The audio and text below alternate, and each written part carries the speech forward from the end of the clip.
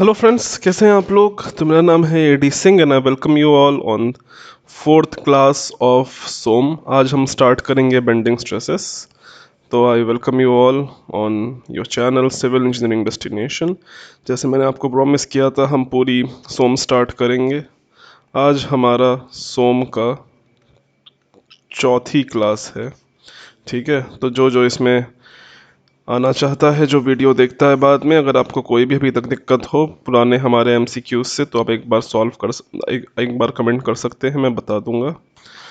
और सबसे पहले थोड़ी बात कर लेते हैं। बात ये कर लेते हैं कि देखो, प्रॉब्लम क्या है समझ में नहीं आ रही। या तो मैं जो पढ़ा रहा हूँ आप लोग देख नहीं रहे हो, या क्वेश्चन बहुत लंबे बन रहे हैं, या फिर समझ नहीं आ रहा है। दिक्कत क्या है? क्योंकि ना व्यूज़ आ रहे हैं, ना कोई कमेंट आती है, ना कुछ आता है। ठीक है, तो देखो, ऐसे तो नहीं चलना चाहिए भाई। मैं आपके लिए इतनी मेहनत करता हूँ, क्वेश्चन छाट छाट के लाता हूँ, अच्छे लेवल के लाते हैं, ईएस लेवल के लाता हूँ, एसएससी जेई लेवल के लाता हूँ, गेट लेवल तक के लाता हूँ, करवाता हूँ। तो थोड़ा अपनी तरफ से भी करिए आप लोग। ठीक है, थोड़ा व्यूज़ बढ़ाइए, थोड़ा लाइक्स वाइक्स बढ़ाइए।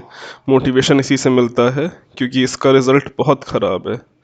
एक बार आप जॉब अपडेट की बात करें, तो जॉब अपडेट का जो हमारा 5 बजे चलता है, ठीक है, उसका फिर भी सही है।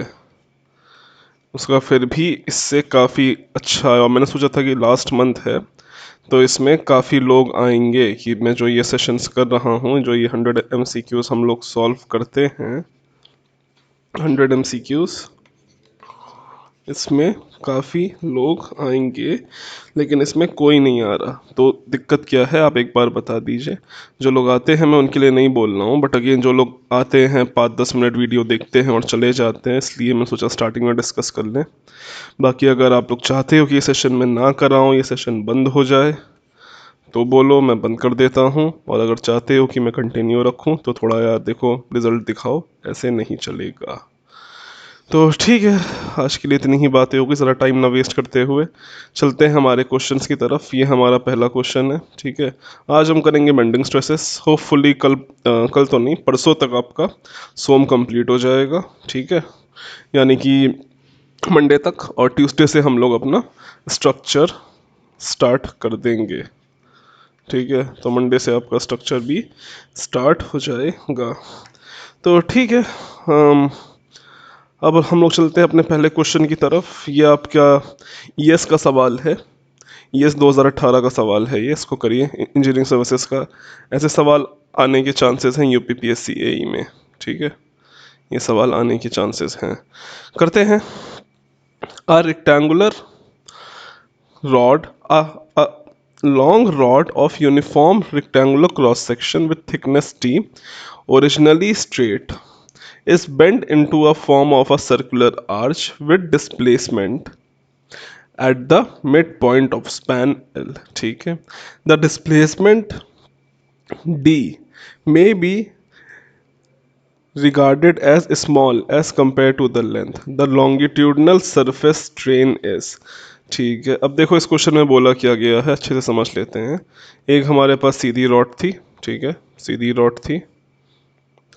एक हमारे पास सीधी रॉड थी। इस सीधी रॉड को मोड़ के एक आर्च बना लिया गया। ये हमारा एक आर्च हो गया। ठीक है, अब इसमें लॉन्गिट्यूडनल स्ट्रेन पूछा गया है कि स्ट्रेन कितना आएगा। तो देखो, सबसे पहले जब इसको बनाया गया होगा, इस रॉड को जब सर्कल बनाया गया होगा, तो ऑफ कोर्स इसका एक डायमीटर होगा। क्योंकि आप अगर इस रॉड को, ये जो आर्च है, इसको अगर आप पूरा गोल कर दो, पूरा जोड़ दो, तो ये मिला के आपका एक सर्कल ही तो बनता है। ठीक है, इतना तो आपको पता ही होगा। ये आपका एक सर्कल बन जाता है। अब ये जो सर्कल होगा, इसका ऑफ कोर्स एक रेडियस होगा। ठीक है, अब वो रेडियस से हम लोग, ये इसका मान लीजिए, ये इसका रेडियस आर है। ठीक है, अब ये जो रेडियस आर की डिस्टेंस क्या है, मान लेते हैं डी है। डी दी गई है, रेडियस आर की डिस्टेंस क्या दी गई है? नहीं, क्वेश्चन में नहीं दिया गया है। हम लोग अज्यूम कर लेते हैं कि जो इसका रेडियस है वो स्मॉल डी है। ठीक है, अब अगर हम सर्कल की प्रॉपर्टी लगाएं, तो सर्कल की प्रॉपर्टी लगाने से क्या होगा, अगर हम इसका रेडियस आर मान लेते हैं, ये रेडियस इसका आर है, ये आर है, ये आर है, और ठीक है, तो 2 into radius minus D into D equals to L/2 into L/2, यानी कि L/2 का होल स्क्वायर। तो जब इसको हम सॉल्व करेंगे तो हमारे पास d की वैल्यू क्या आ जाएगी, d की वैल्यू आ जाएगी L² बाय 8r। यहाँ तक आपको समझ में आ गया होगा। अब हमें पता क्या करना है, हमें तो रेडियस पता करना है, ठीक है, हमें तो r पता करना है। तो इसको r के टर्म्स में हम लोग निकाल लेंगे। जब हम इसको r के टर्म्स में निकाल लेंगे तो इसका फॉर्मूला बन जाएगा r equals to L² upon 8d। यह बन गया हमारा r का फॉर्मूला। यहाँ तक समझ में आ रहा होगा। अब जो हमारी बेंडिंग इक्वेशन होती है, बेंडिंग फार्मूला होता है, वो क्या होता है?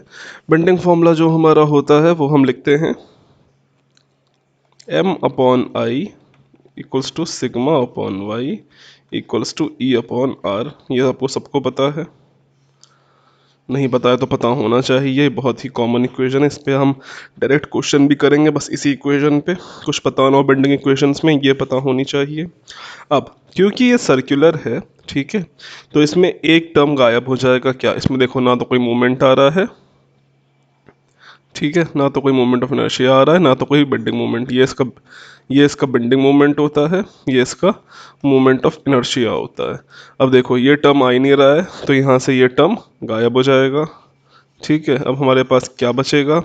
हमारे पास जो बचता है वो बचता है sigma upon Y equals to E upon R, ठीक है। अब इसकी जगह वैल्यू धर देंगे। अब हमें आर कितना दिया गया है, आर की वैल्यू हमें पता है, तो sigma upon Y equals to E upon L² upon 8d, ये हमें पता है। जब हम इसकी वैल्यू धर देंगे तो जो इसको अब हम सॉल्व कर लेंगे तो इसका जो आएगा इक्वेशन आएगी ई अपॉन, अब हमसे पूछा क्या गया है? हमसे स्ट्रेन पूछा गया है, ठीक है, the longitudinal surface strain, longitudinal surface strain पूछा गया है। यानी कि हमसे जो पूछा गया है वो हमसे पूछा गया है y अपॉन आर। तो y अपॉन आर हमसे पूछा गया है। तो y अपॉन आर निकालने के लिए इसको जब इक्वेट कर लेंगे तो इसकी जो वैल्यू आनी है वो हमारी आनी है 4dt अपॉन L²। यहाँ तक आपको समझ में आ गया होगा। इसका आंसर देख लेते हैं। तो 4dt अपॉन L² कौन सा ऑप्शन होगा? तो इसका बी ऑप्शन है, ठीक है। यहाँ तक समझ में आ गया होगा। कोई भी दिक्कत हो तो कमेंट कर देना, मैं बता दूंगा। चलो ठीक है, अब अगला क्वेश्चन देख लेते हैं।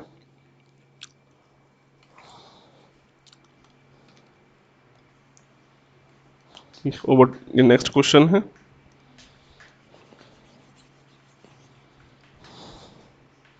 तो किसी को कोई अगर टीचिंग ऐप पता है तो एक बार कमेंट कर देना। अब देख सकते हो उसमें काफ़ी दिक्कत होती है। मैंने पेन टैब ख़रीदा है, फिर भी पढ़ाने में काफ़ी दिक्कत हो रही। मुझे तो पता नहीं है, मैंने यूट्यूब पे सर्च किया तो मुझको यही मिला था। Next question please. Next question है ये।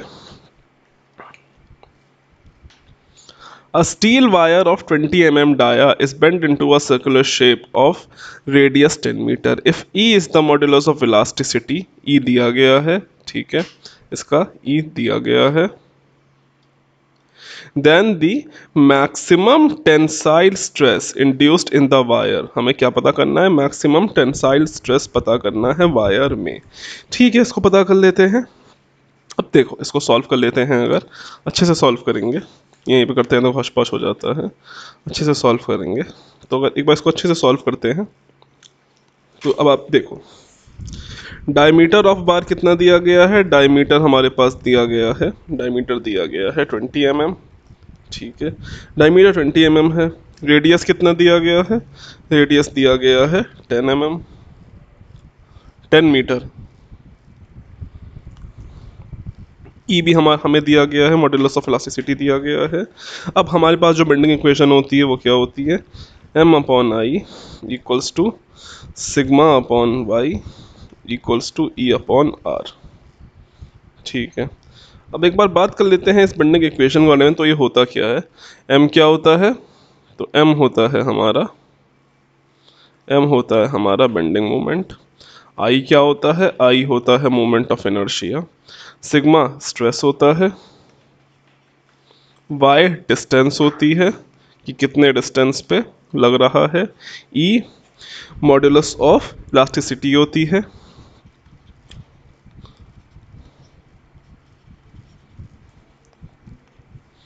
और आर क्या होता है, आर रेडियस होता है। ठीक है, तो ये सारे टर्म्स आपको पता होना चाहिए कि कौन क्या होता है। इस इक्वेशन पे बहुत ज़्यादा क्वेश्चन आते हैं, अगर इस टॉपिक में से क्वेश्चन आता है, ठीक है, तो इसी में से थोड़े बहुत सवाल आते हैं इसी इक्वेशन से रिलेटेड। और घुमा फिरा के आप देखोगे कि हर एक सवाल में इक्वेशन ही लगनी है, बस इसको मोड़ तोड़ के लगाया जा रहा है। अब अगर हम लोग बात कर लेते हैं, क्या हो गया,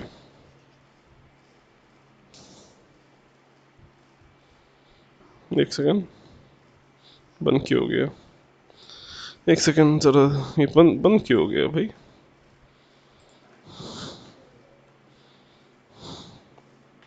इसको बंद तो नहीं होना चाहिए था। हाँ खुल गया, चलिए ठीक है। हो सकता है कुछ दिक्कत हुई हो। हम्म, तो हमें इसका दिया गया बेंडिंग इक्वेशन दी गई है। अब देखो, जैसे कि मैंने कहा था कि जो आपकी जो बेंडिंग इक्वेशन है उसमें आपका इसका कोई काम नहीं होता है उसमें। अब क्योंकि ये सर्कुलर रॉड है तो एम अपॉन आई का कोई काम ही नहीं है, तो जो हमारे पास जो इक्वेशन बन जाएगी वो हमारी क्या बनेगी, सिग्मा अपॉन वाई, सिग्मा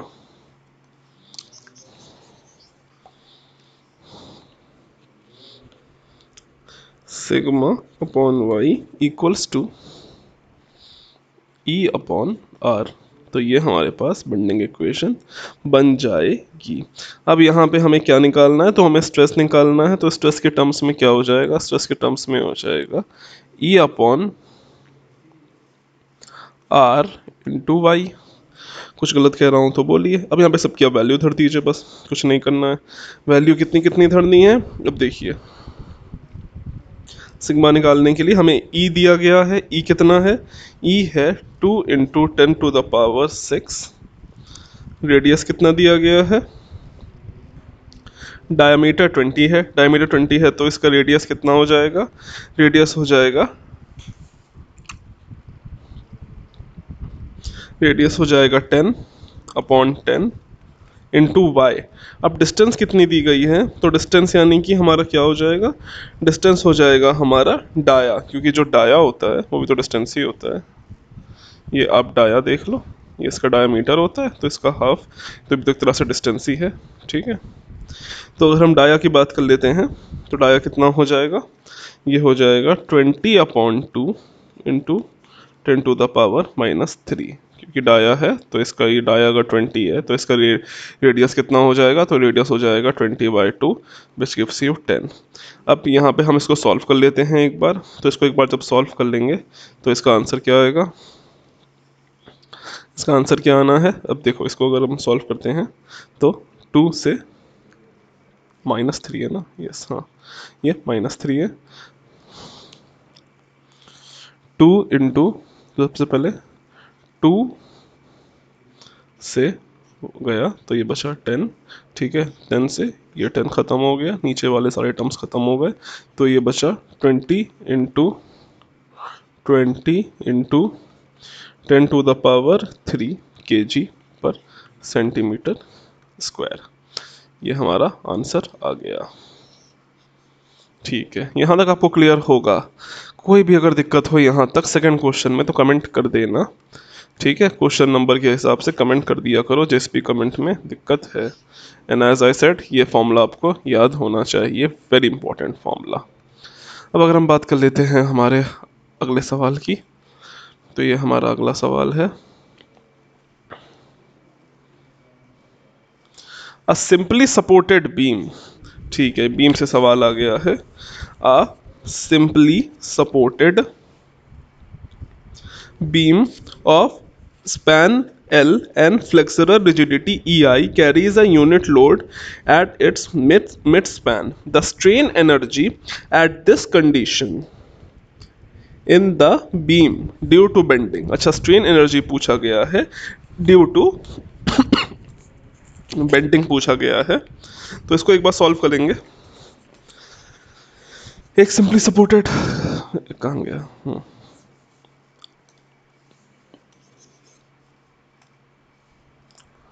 एक एक हमारे पास सिंपली सपोर्टेड बीम है। क्या बन गया भाई? एक हमारे पास सिंपली सपोर्टेड बीम है, ठीक है। इस पे क्या लग रहा है? 1 किलो न्यूटन का लोड लग रहा है। अब हमसे स्ट्रेन एनर्जी पूछी गई है, तो देखो सिंपल सा फॉर्मूला स्ट्रेन एनर्जी क्या होता है। स्ट्रेन एनर्जी मैंने आपको पहले भी बताया, strain energy equals to P into lambda. तो strain energy equals to external work done, तो स्ट्रेन एनर्जी क्या हो जाएगा? हाफ इंटू पी यानी कि लोड इंटू डिफ्लेक्शन। अब ये डिफ्लेक्शन कैसे होगा इसका? तो इसका डिफ्लेक्शन इस शेप में होगा। अब सिंपली सपोर्टेड बीम का डिफ्लेक्शन का फॉर्मूला क्या होता था? डब्लू एल क्यूब अपॉन 48 ई आई, ठीक है। तो हमें इसका डिफ्लेक्शन भी पता चल गया। स्ट्रेन एनर्जी का फॉर्मूला याद रखना। स्ट्रेन एनर्जी, मैं स्ट्रेन एनर्जी की बात कर रहा हूँ। ये छोटे मोटे टर्म्स पे, ये जो हल्के दिखने वाले जो ये टर्म्स होते हैं ना, इन्हीं पे सवाल आते हैं और बच्चे इसी में चकरा जाते हैं कि अगर स्ट्रेन एनर्जी का फॉर्मूला तो हमको पता है, लेकिन इस चीज़ में लगाएंगे कैसे? तो स्ट्रेन एनर्जी का यहाँ फॉर्मूला होता है half into load into deflection. ये डिफ्लेक्शन है, ठीक है। अब अगर हम अब डिफ्लेक्शन कितना होता है? Deflection of a simply supported beam कितना होता है? डब्ल्यू एल क्यूब बाय 48 ई आई, ये आपको पता होगा। तो अब इसको बस कुछ नहीं करना है, सॉल्व कर लेना है सारी वैल्यू धर के। हाफ इंटू पी कितना दिया गया है? 1 इंटू डिफ्लेक्शन, डिफ्लेक्शन में कितना होता है? डब्ल्यू एल स्क्वायर, डब्ल्यू कितना है? 1। पी और डब्ल्यू एक ही होता है, लोड को पी भी बोलते हैं, लोड को डब्ल्यू भी से भी इंडिकेट करते हैं। तो 1 इंटू एल, लेंथ कितनी दी गई है? लेंथ हमारे पास एल दी गई है, एल क्यूब का एल क्यूब हो जाएगा इंटू 48 ई आई। ई आई नहीं दिया गया है तो ई आई को ई आई ही रख देंगे चुपचाप। तो इसको हम सॉल्व कर लेंगे तो हमारे पास आंसर क्या आ जाएगा? L cube by 96, L cube by 96 E आई, ठीक है। यहाँ तक अगर कोई भी दिक्कत हो तो कमेंट कर देना, बता दूंगा। आंसर कितना आएगा? L cube by 96 E I, which means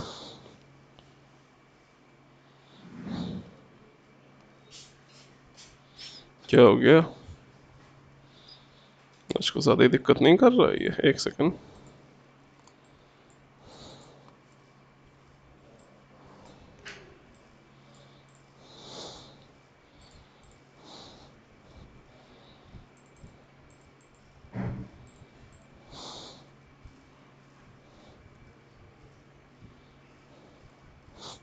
हम्म,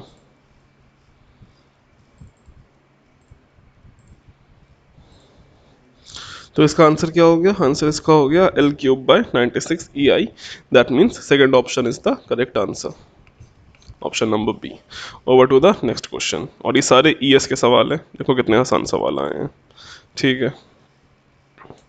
अब ये हमारा सवाल है, इसको सॉल्व करते हैं। ये सवाल क्या है? आ thick cylinder, a thin steel ruler having its cross section of, एक thin steel ruler है having its cross section of इतना 0.0625 centimetre by 0.25 centimetre is bent in by couple यानी कि मूवमेंट लग रहा है, दो मूवमेंट लग रहे हैं applied at its end so that its length equals to 25 centimetre when bent as a circular arc sustained a central angle theta equals to 60 degree, take E equals to E दिया गया है, the maximum stress induced in the roller is and the magnitude is, इसमें stress बताना है और उसका magnitude भी बताना है, तो दोनों ही चीज़ें बतानी है, तो दोनों के बारे में प्रॉपर डिस्कस कर लेंगे। सबसे पहले तो हम बात कर लेते हैं इस चीज़ के बारे में, इस क्वेश्चन के बारे में कि आखिर ये बोल क्या रहा है। तो एक स्केल है आपके पास, स्केल का CS यानी कि क्रॉस सेक्शन दिया गया है। क्या किसी को पता है कि क्रॉस सेक्शन और प्लान में क्या क्या डिफरेंस होता है? चलो कोई बात नहीं, बताऊंगा। एंगल इसका हमें 60 डिग्री दिया गया है। अब देखो, जो इसकी लेंथ होगी वो किसके बराबर हो जाएगी, अगर मतलब जो स्केल था हमारा पहले, फिर उसी को बेंड कर दिया गया एक सर्कुलर आर्क में, यानी कि अब जो इसकी लेंथ है वो इसकी रेडियस हो जानी है। यहाँ तक समझ में आ रहा होगा।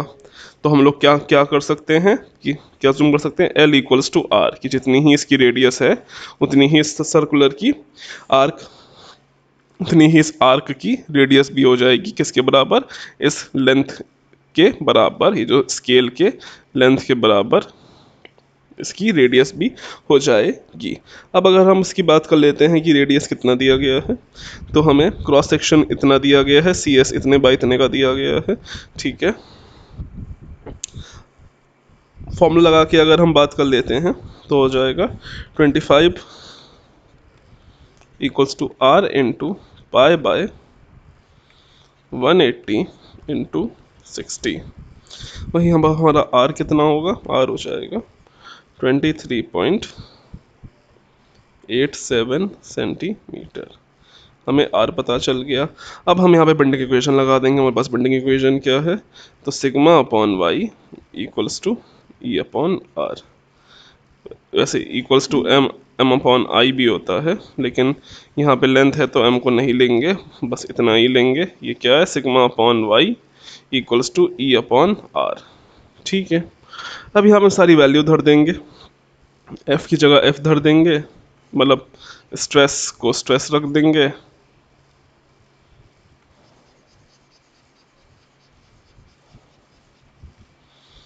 तो ये हमारे पास स्ट्रेस हो गया। स्ट्रेस को स्ट्रेस को स्ट्रेस धर देंगे, stress upon 0.625 cross section by 2 into ये। जब इसको हम सॉल्व कर लेंगे पूरी वैल्यू धर के, तुम्हारे पास जो स्ट्रेस की वैल्यू आ जाएगी, वो स्ट्रेस की वैल्यू आ जाएगी 2618 किलो kg पर सेंटीमीटर स्क्वायर। यहाँ तक कोई भी दिक्कत हो तो कमेंट कर देना। नेक्स्ट क्वेश्चन पे चलते हैं। ऐसे इतना टिपिकल नहीं आने वाला है, मैंने ES का ले लिया।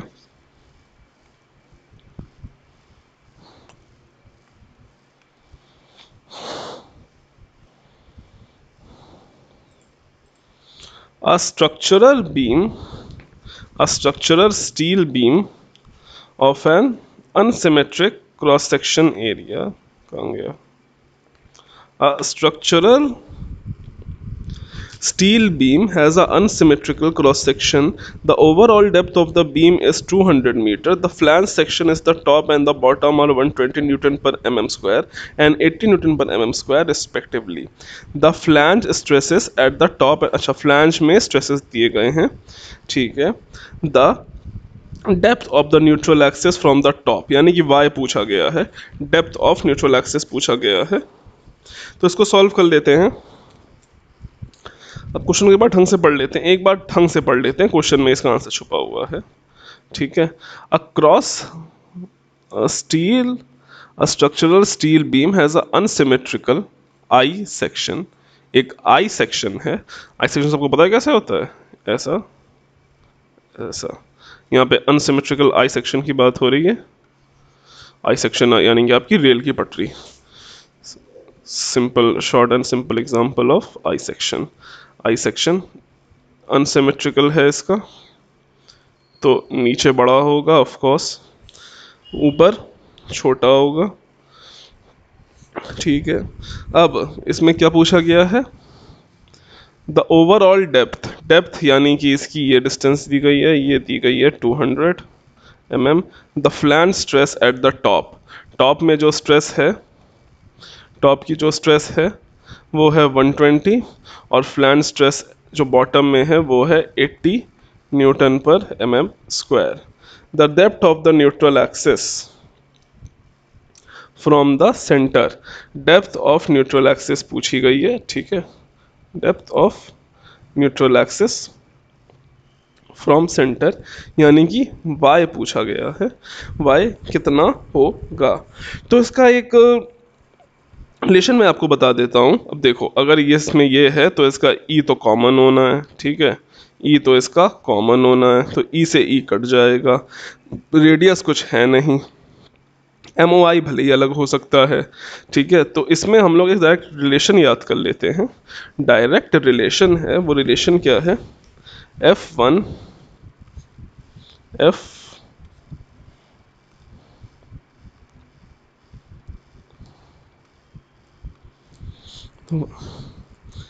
Sigma 1 upon y1 equals to sigma 2 upon y2।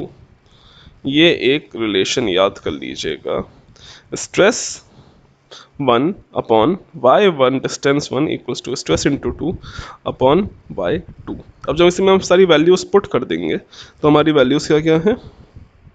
Sigma 1 हमें क्या क्या दी गई है, सिग्मा 1 हमें दी गई है 120, y हमें निकालना है इक्वल्स टू F2। F2 क्या हो जाएगा, F2 हमारे पास दिया गया है 80 अपॉन y2 अब क्या होगा, अब देखो y2 हमारा क्या होगा, y2 हो जाएगा 200 माइनस x माइनस y, क्योंकि इसमें ओवरऑल डेप्थ पूछी गई है ना, तो हमें डेप्थ तो पता है, लेकिन हमें y सेक्शन, हमें y की डिस्टेंस करना है, तो y कहीं यहीं, तो y कहीं यहाँ होगा, तो यहाँ करने के लिए क्या हो जाएगा 200 माइनस वाई, तो ये 80 अपॉन 200 माइनस वाई हो जाएगा। और जब इसको हम सॉल्व कर लेंगे तो इसका आंसर क्या आएगा, 120 upon Y equals to 80 upon 200 minus Y. इसको जब हम सॉल्व कर लेते हैं तो 200 से, तो 200 minus Y into 120 equals to 80 Y. तो अब इसको अगर आप सॉल्व करेंगे तो 80 उठ के वहाँ चला जाएगा, तो ये हो जाएगा 200 minus Y equals to 80 upon 120 Y. तो ज़ीरो से ये ज़ीरो कटा, 4 टू ज़ा 4 3 ज़ा, तो 3/2, तो ये कितना चला जाएगा, तो ये 3 टू ज़ा 600 minus 3y equals to 2 y। तो 2y से ये y इस तरफ आया, 5 आ जाएगा, 2 प्लस 1 5, तो ये 600 अपॉन 5, तो 5 पंजा, इसका घुमा फिरा के आंसर मेरी थोड़ी क्या, अच्छा सॉरी 600 आएगा, हाँ 600 अपॉन 5, तो 600 अपॉन 5, तो इसका आंसर क्या आ जाएगा 120 न्यूटन पर एम एम स्क्वायर। देखो कितना आसान सवाल है, ठीक है, कितना आसान सवाल है और कितना ट्रिकी है, मतलब ट्रिकी लग रहा है लेकिन है कितना आसान। ठीक है, अब आगे बढ़ते हैं।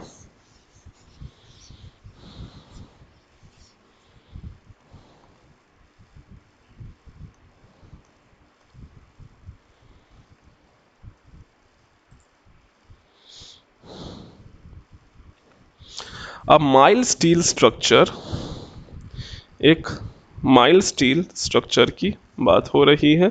अ mile steel structure is an unsymmetrical I section with a greater width eight top and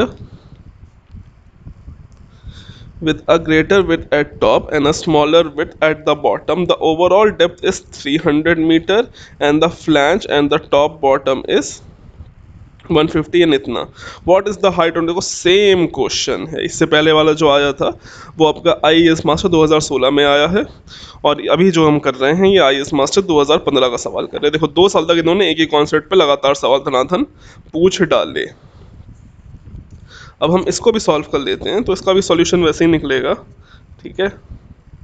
इसका भी सॉल्यूशन, स्ट्रेस 1 दी गई है, स्ट्रेस 2 दिया गया है, तो इसका भी वैसे ही कर लेना, सिग्मा 1 अपॉन सिग्मा 2, इसमें भी वही लगेगा। इसमें फॉर्मूला एक बार लिख देते हैं, इसमें जो आपको फॉर्मूला लगेगा, फॉर्मूला आपका क्या लगेगा, वो लग जाएगा sigma 1 upon y1 equals to sigma 2 upon y2।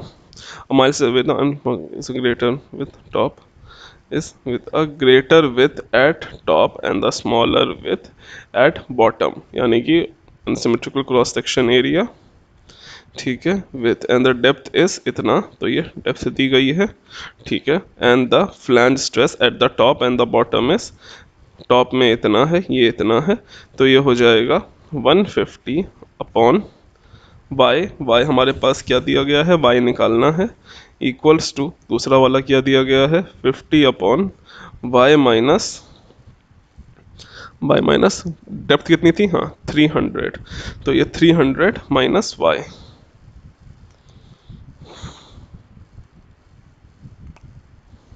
50 upon 300 minus Y. इसको भी सॉल्व कर देते हैं फटाफट, छोटा सवाल है। तो 50 upon Y equals to 150 upon Y equals to 50 upon 300 minus Y. इसको सॉल्व कर देंगे तो ये चला जाएगा, इसको अगर हम लोग सॉल्व करते हैं तो देखो y से ये नीचे आ जाएगा, तो 150 upon 50 equals to 150 upon 50 equals to y upon 300 minus y। 5 1 सा 5 3 सा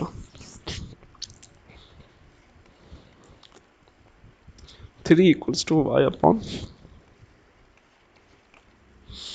300 माइनस y, तो ये 900 minus 3y equals to y, तो ये 900 इक्वल्स टू 4y, तो y equals to 900 by y by 4।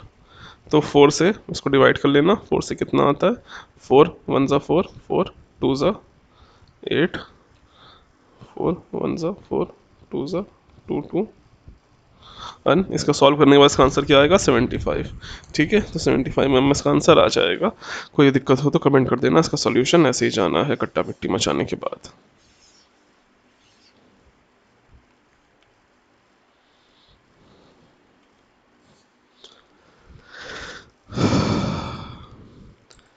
ठीक है, स्टेटमेंट 10, स्टेटमेंट 1 और स्टेटमेंट 2 में से पता करना है कौन सी स्टेटमेंट ठीक है। दोनों स्टेटमेंट पढ़ लेते हैं।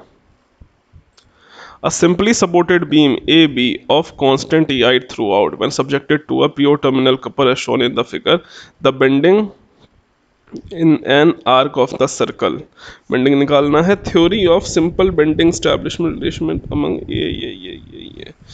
ये वाला इसका पता कर लेते हैं फटाफट, क्या होगा आंसर। स्टेटमेंट 1 स्टेटमेंट 2 कौन सी स्टेटमेंट इसकी गलत है, तो इसमें इसका पहला ही रीज़न सही है, दोनों ही स्टेटमेंट ठीक हैं। A simply supported beam A B of constant E I throughout, इसकी मॉडुलस ऑफ प्लास्टिसिटी कांस्टेंट है। When subjected to a pure terminal couple as shown in the figure is this bending into an arc of a circle, एकदम सही है। इसमें इस तरफ से couple भी लग रहा है, इस तरफ से इसमें दो कपल, मतलब एक कपल लग रहा है, यानी कि दो मूवमेंट लग रहे हैं। इसमें जब कपल लगेगा तो ये कैसे मुड़ेगा, ये सर्कुलर शेप में मुड़ जाएगा, एक आर्क बन जाएगा।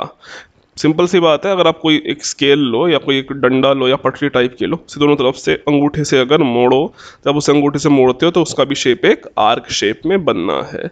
अब इसका दूसरा स्टेटमेंट पढ़ लेते हैं। Theory of simple bending establishment relation, theory of simple bending establishes relation between M upon M F R Y E and I, ये एफ का मतलब यहाँ पे स्ट्रेस है।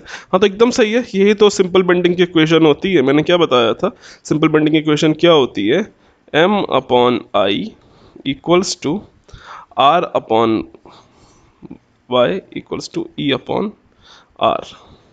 सॉरी, इसे गलत गलत लिख दी। M upon Y equals to sigma, M upon I equals to sigma upon Y equals to E upon R. ये हमारे पास सिंपल बेंडिंग की इक्वेशन होती है। ये हमारे पास बेंडिंग मोमेंट है, ये हमारे पास मोमेंट ऑफ इनर्शिया है, हमारे पास स्ट्रेस है, सिग्मा स्ट्रेस है, वाई हमारी डिस्टेंस है, ठीक है, और ई हमारे पास मॉड्यूलस ऑफ इलास्टिसिटी है, ठीक है, और आर हमारे पास रेडियस है। ये तो हमारी बेंडिंग इक्वेशन होती है। यहाँ तक कोई दिक्कत नहीं है, आसान क्वेश्चन था और ये ईएस का सवाल है।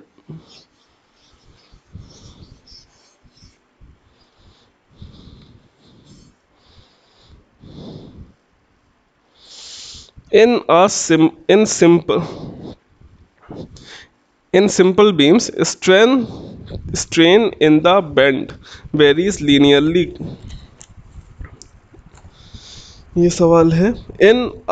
In simple bending, strain in the bend beam varies linearly across the beam depth. In simple bending, strain in the bent beam varies linearly across the beam depth. ये सही है वैसे. As per Hooke's law, within elastic limit, the strain is proportional to stress. ये भी सही होना चाहिए.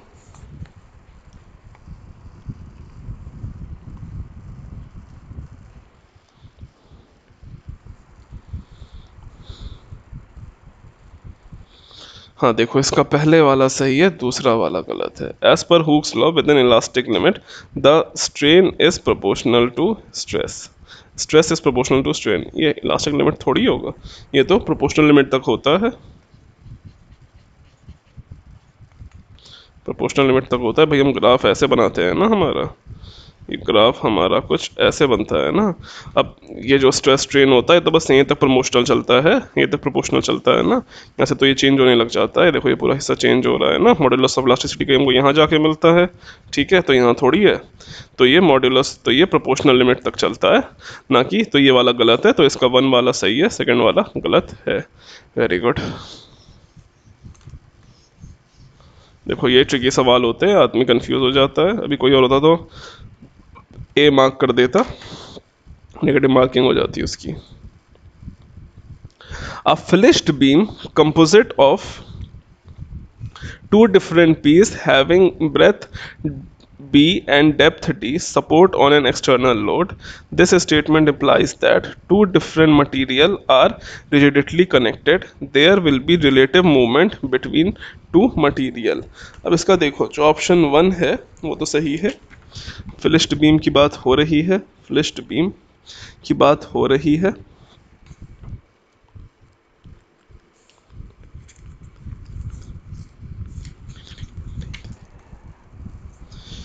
तो इसका बी ऑप्शन करेक्ट होगा. इसका बी ऑप्शन क्या, मैं एक बार बता देता हूँ आपको. फ्लिश्ड बीम वाला कहाँ गया. हाँ, B option, B option 1 and 3. इसका एक दो ऑप्शन की फ़ोटो नहीं खींची है, ठीक है. फॉर ट्रांसफर, इसका थर्ड वाला ऑप्शन है, मैं डिक्टेट किए देता हूँ, आप सुन लो. For transforming into an equivalent single material section under strength considering the depth is kept constant on and only the breadth is increases.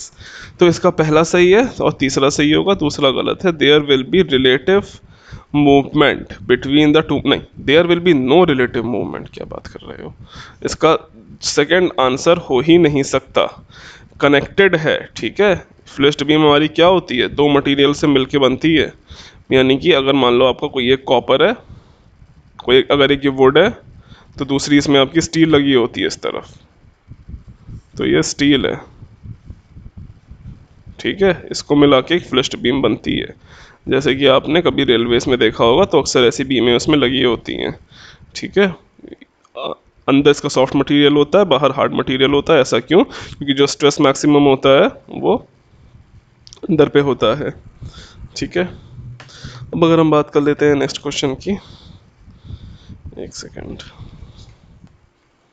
एक सेकेंड.